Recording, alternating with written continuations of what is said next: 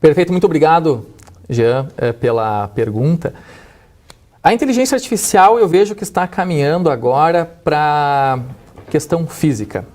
Hoje ela está gerando na nossa tela textos, imagens, vídeos e tudo mais, mas vejo uma tendência de cada vez mais a inteligência artificial controlar elementos físicos, que a gente acaba chamando de robôs, né, o hardware.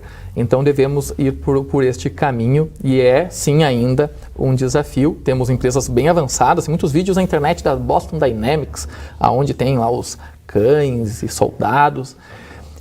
E para nós que estamos na área da pesquisa, inclusive a gente já tem acesso a alguns estudos onde já está acontecendo algo do gênero.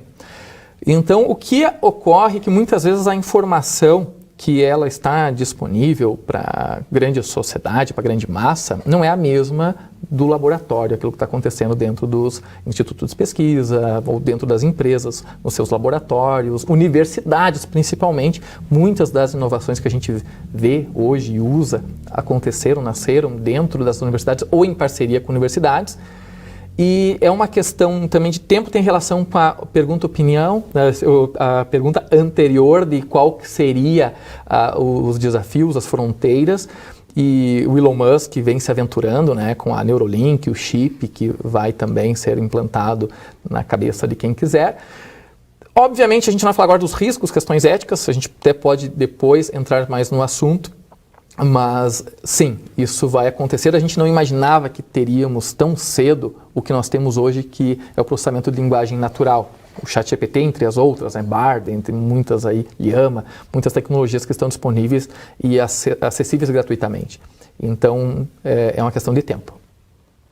Nós estamos atrasados, mas é porque nós fomos pegos de surpresa. Simplesmente no dia 25 de novembro, se não me engano, 2022, surge o ChatGPT. Em uma semana foi, né, 1 milhão, 5 dias, 1 milhão de usuários, 2 meses, 100 milhões de usuários. E os congressistas, né, o pessoal que faz as leis, talvez tenha alguém assistindo aí, mas estavam tratando de outros assuntos, não estavam tratando disso, porque ninguém esperava. Nem nós, do meio acadêmico, científico, desenvolvedores, imaginávamos que de fato isso ia acontecer de tal maneira como aconteceu. E que estão correndo atrás do prejuízo. Então, nós temos já debates no Parlamento Europeu, Senado americano, no Brasil já há inúmeras discussões. Estão nascendo inúmeros institutos por todo o mundo para falar sobre inteligência artificial centrada no ser humano, ética na inteligência artificial, Stanford, Harvard, daí tem a Suécia, tem um núcleo também que eu venho acompanhando. E eu, inclusive, faço parte da RAIS, que é a Rede de Inteligência Artificial Ética e Segura, que é com uma parceria, a UX e PUC, que nós estamos fazendo várias ações. Nós estivemos presentes, inclusive, no simpósio de inteligência artificial com o professor Giancarlo. Fácil não é, mas é possível. Nós pegar a década de 90, o pessoal não usava cinto de segurança, algo do gênero, né? Existem campanhas, conscientização. Mas ainda há pessoas que não usam cinto, ainda há pessoas que bebem, dirigem. Sim, a gente não vai eliminar completamente, mas nós temos sim que ter leis, ter regras, ter normas, mitigarmos e termos pelo menos um direcionamento do que é certo ou errado.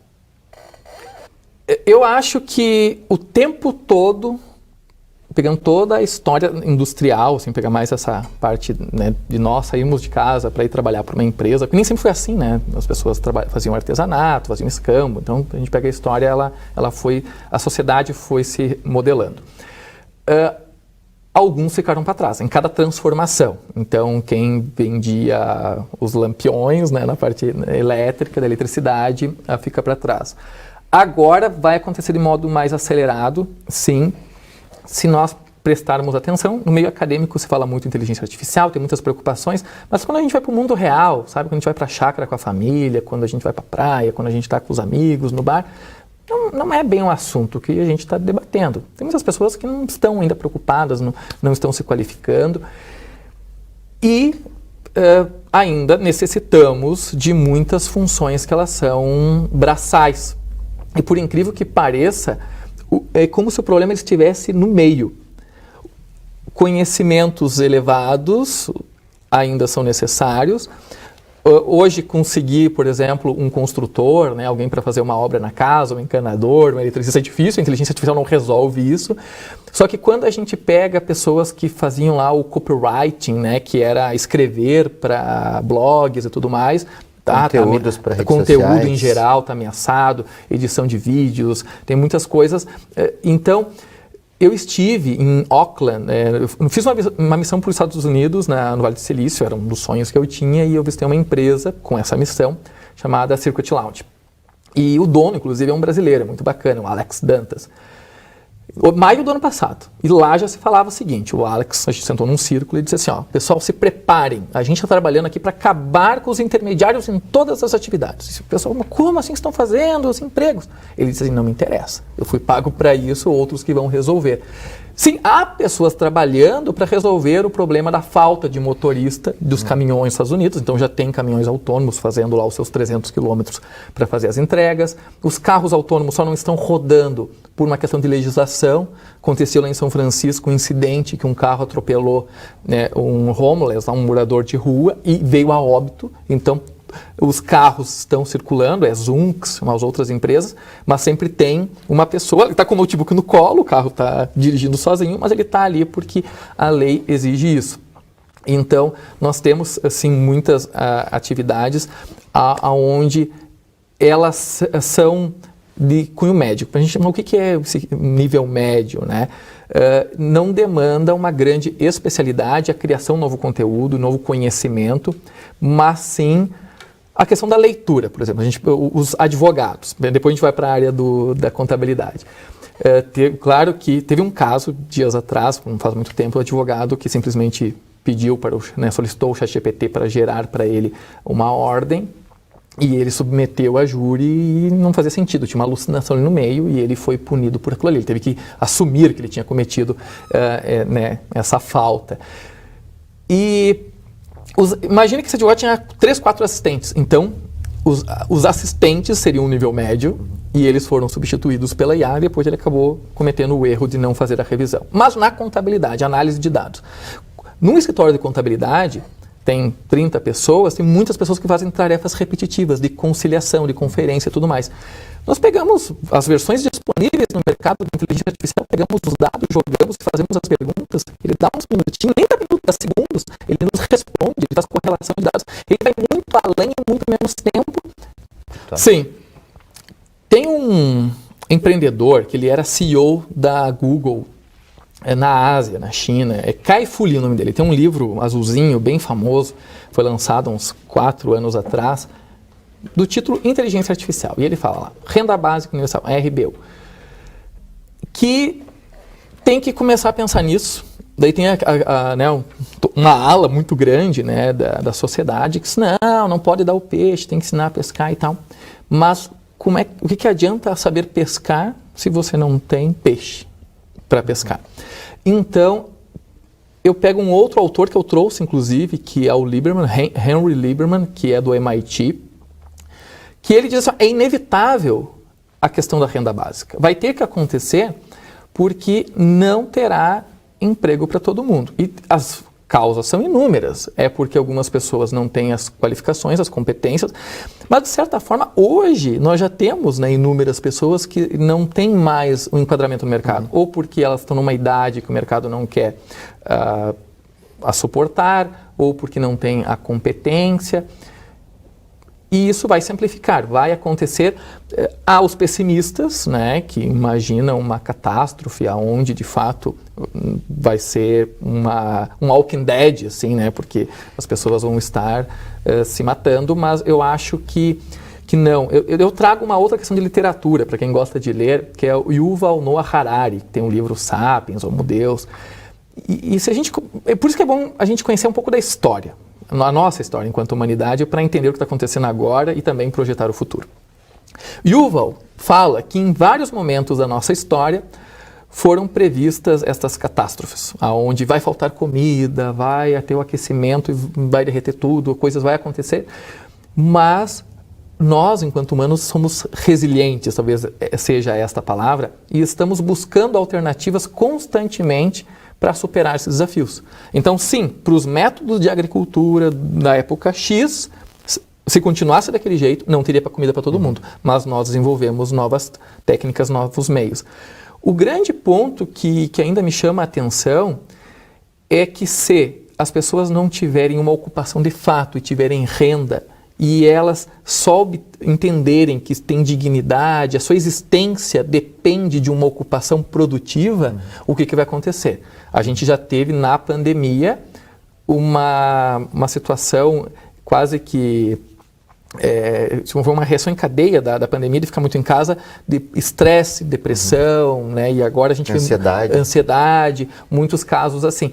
E esse adoecimento da sociedade por mudar o estilo de vida de modo muito brusco, pode sim ser um dos fatores, mas a gente tem que aprender a lidar. Sempre temos desafios, né? A gente sempre tem uma cruz para carregar e ela fica mais pesada, mas é isso que é ser humano, na verdade. Isso fala na minha cidade natal, inclusive, lá na Vacaria. Vacaria, exatamente. Isso mesmo. E essa questão do emprego, o que a gente tem que se atentar, né? Você, estudante da UX ou de outras universidades, e assim, agora todos somos estudantes para sempre. Eu acho que aí é interessante também a gente analisar. Pelo seguinte, as profissões, elas existirão, só que elas exigirão cada vez mais competência. Antes, nos bastidores, posso contar, né? Estávamos conversando e o Giancarlo disse assim: Ederson, me inscrevi num curso, recém fui aprovado, vou fazer Data Science, vou me jogar nessa área e quero aprender, já estou mexendo com uma linguagem chamada R, com outra chamada Python, tu tá correndo atrás. Então, o teu conhecimento, tu é doutor, já não é mais suficiente, tem que continuar. O ponto é, e quem não está disposto, não tem essa energia, não tem as características da busca constante, como era até então, que eu tinha um título, tinha uma ocupação, uma posição, estava resolvida. Sim, essas sofrem mais, e aí que entra a questão da renda básica, algo que deve ser feito. Nós não temos as respostas ainda, tá, pessoal? A gente está junto, buscando, participando das pesquisas, das entidades, né, da tomada de decisão do poder público, escolhendo nossos representantes, inclusive lá no Congresso, para que o melhor seja feito por nós. Mas, mais uma vez, eu vejo um cenário otimista, por mais que eu não enxergue com clareza. Qual é a resposta? Mas o otimismo, acho que é uma questão nossa, que a gente precisa acreditar até o fim. Acho que sim. Tem falando...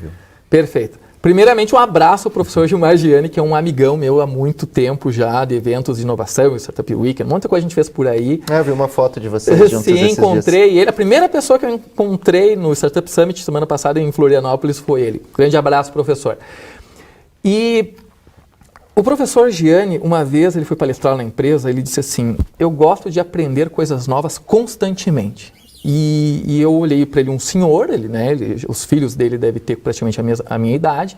Eu disse: nossa, que incrível isso, eu quero fazer igual o professor Gianni, seguir sempre experimentando coisas novas. Eu acho que isso, professor, que o senhor faz é o que todos nós temos que fazer para acompanhar. Ele tem a sua turma, que são negócios digitais, negócios que acontecem principalmente na internet, nessa extensão do nosso ambiente físico, o ambiente digital, que hoje, inclusive, se debate a ética ali, porque precisamos de leis para controlar isso. Nós temos muitas oportunidades. Só que as oportunidades, elas são cada vez mais desafiadoras. Se no início lá da indústria.com, a bolha das startups, nem se chamava startup, mas nos 2000 deve lembrar alguma coisa do gênero, o Vale do Silício começou e tal, o pessoal achou que ia ficar rico com um site e deu a bolha. Estavam super estimados, super faturados e não rolou. E depois, 2010, 2013, a coisa começa a acontecer, as startups começam a nascer com mais solidez. E estes negócios se tornarão cada vez mais comuns. Só que uma das coisas curiosas é o seguinte: ser desenvolvedor de software, por exemplo, que é você fazer a transformação digital e botar um negócio na internet, era uma peça rara. Eram poucos que sabiam programar. E programar tinha uma curva de aprendizagem bastante grande, que fazia, inclusive, agora a gente passa por uma inflação do salário do programador. Ainda mais com a internacionalização, pandemia, trabalho remoto, empresas de fora pagando em dólar, bagunçou o mercado, então ganhou 5 mil reais ou 5 mil dólares. 5 mil dólares, mas vezes 5 de novo, daí ficava desleal praticamente a competição. Mas A inteligência artificial generativa também gera código-fonte e responde praticamente qualquer pergunta que a gente tenha. E isso democratizou o conhecimento técnico para a criação de negócios digitais. Então a concorrência ela vai ser mais acirrada para quem quiser ter um negócio na internet. As pessoas serão mais produtivas, só que pode surgir um concorrente da onde você menos espera. Antes tu até mapeava, tu sabia o que estava acontecendo. Então, não, se vier uma ameaça, vem daqui, dali, ali. Daqui um pouco vem de alguém que tu não... Porque as pessoas têm esse poder com a inteligência artificial de fazer atividades especialistas, que antes elas não tinham a curva, não daria tempo. O mercado já tinha mudado quando elas se qualificassem para fazer aquela atividade. E hoje é muito mais rápido, né, para fazer. Tudo muito mais rápido, né? A gente colocou ali antes no slide, edição de vídeo em 15 segundos. Tu criar um vídeo, tu mandar um prompt, assim, que é um texto, dizer assim, cria um vídeo sobre tal assunto, pegar o vídeo, larga, sai vendendo pela internet e quem assistiu não vai saber. O teste de Turing está defasado, não serve para mais nada. A gente é enganado o tempo todo. Enganado. Eu acho que um modo que nós estamos usando a inteligência artificial de maneira ainda imatura faz com que o resultado seja ainda interpretado, assim, isso, tipo essa imagem aqui, esse texto. Só que conforme também as pessoas forem aprendendo a criar, o prompt, a fazer o texto da chamada, vai acontecer que vai ficar mais difícil descobrir. Eu fiz recentemente também um curso, também não paro de estudar nunca, sobre como usar bem essas ferramentas generativas. Então, conforme tu vai dando contextos para ela, passando informação, ela vai refinando a saída. O que ocorre é que em muitos casos as pessoas simplesmente fazem a pergunta diretamente ali, né, sem um contexto específico e pegam a saída e já vão em frente. Mas quando a gente faz as técnicas, zero shot, one shot, few shot, que significa a quantidade de inputs, de informação que eu dou para depois que eu vou receber, vai refinando de tal forma. E isso vai popularizar também. Isso é um conhecimento que ainda não está popularizado, mas vai acontecer. E daí vamos ter que refazer esse teste de Turing. Vai errar as 3. Sim, uma pesquisa, a TCC da Sofia. Então, o que a gente fazia antes? A gente tinha que encontrar lá um problema que a gente queria resolver, achar alguns termos, umas categorias, a gente ia para as bases da CAPES, o Elsevier, Emerald, né, e tal. E muito artigo e tudo mais. Então, o protocolo, que é o roteiro de busca de conhecimento, tipo, que basicamente, eu acho que era Isaac Newton, não lembro, mas que dizia assim, se vejo mais longe é porque ando sobre os ombros de gigantes. Era alguma coisa assim, né? O Google acadêmico, né? A frase do Google acadêmico é sobre os ombros de gigantes. Isso é um processo científico. Você nunca parte do zero, mas você tem que descobrir o que outros já fizeram e partir a partir dali. É uma passagem de bastão. E demorava. Tem ainda, né, porque a gente ainda não teve a transformação, mas muitos dos trabalhos acadêmicos, principalmente a gente pegar nas sociais, é uma revisão sistemática da literatura. Sistemática porque ela foi feita de modo organizado, científico e tudo mais.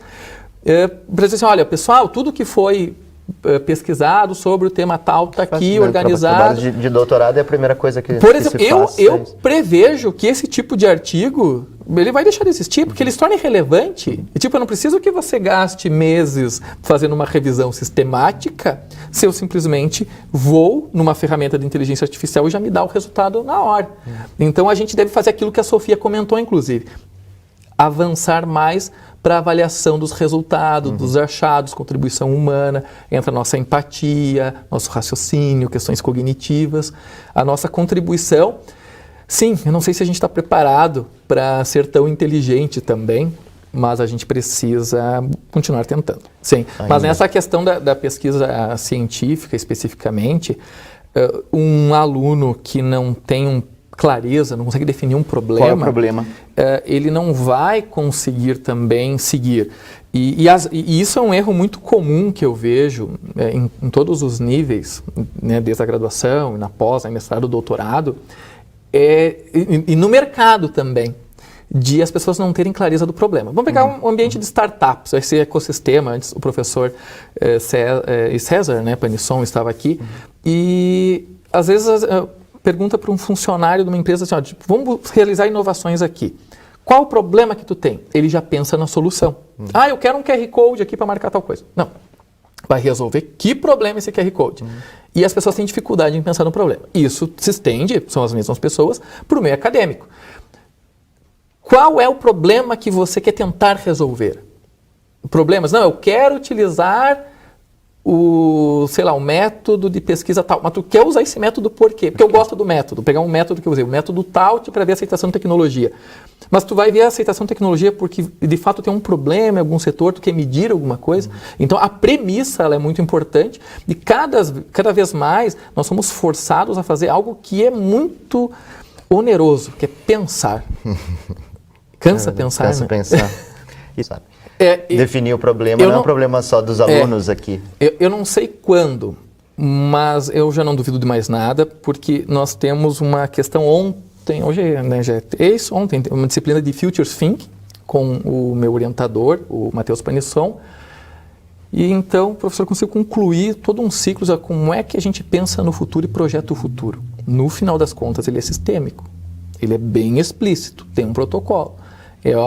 Só a questão de algum Elon Musk, né, ou algum Giancarlo, alguém ousar colocar isso na inteligência artificial.